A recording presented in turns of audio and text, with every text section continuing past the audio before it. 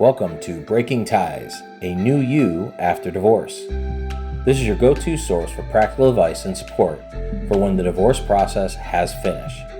Join us each weekday for a quick chat where we'll cover a variety of topics related to post-divorce. Together, we'll explore the emotional, financial, and legal aspects of life after divorce and help you find the best path forward for you and your family.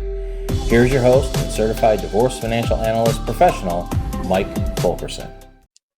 Welcome to Breaking Ties, a new you after divorce, the podcast that helps you navigate life's changes with confidence and resilience. I'm your host, Mike Fulkerson, and in today's episode, we're going to tackle a topic on the minds of many divorcees: renting versus buying a home after the divorce is final.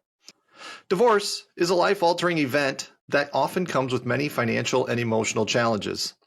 One of the major decisions you'll be facing after the dust settles is where to live. Should you rent or should you buy a home?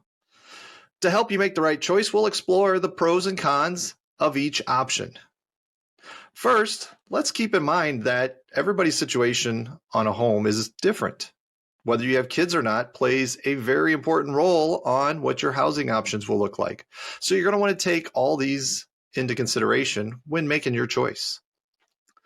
Now, let's begin with the advantages of renting. First, we have flexibility. Renting offers a level of flexibility that buying a home simply can't match. This can be especially valuable if you're rebuilding your life after divorce. You can move to a different neighborhood or city more easily to explore new opportunities. Second point is lower financial commitment. Renting typically requires a smaller upfront financial commitment.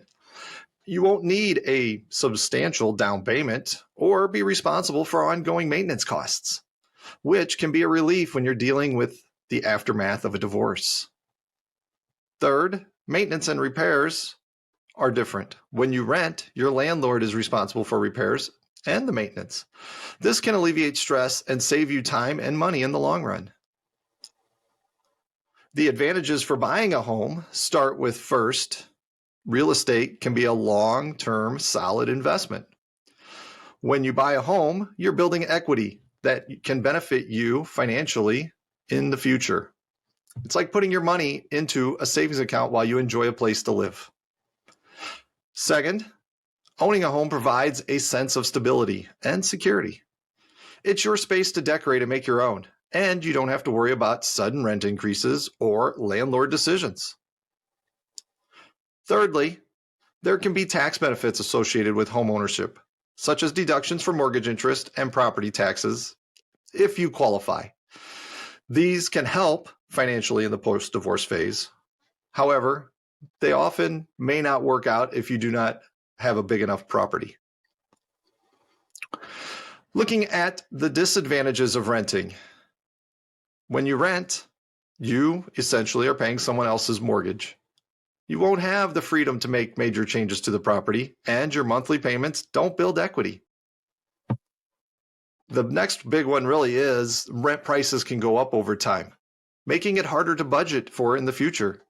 This uncertainty can be challenging, especially if your financial situation is still stabilizing post-divorce.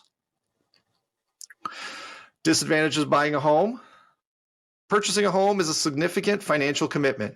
You'll need a down payment, closing costs, and ongoing expenses like property taxes and maintenance. Now, there are programs out there that can alter how much you have to put down and the closing costs.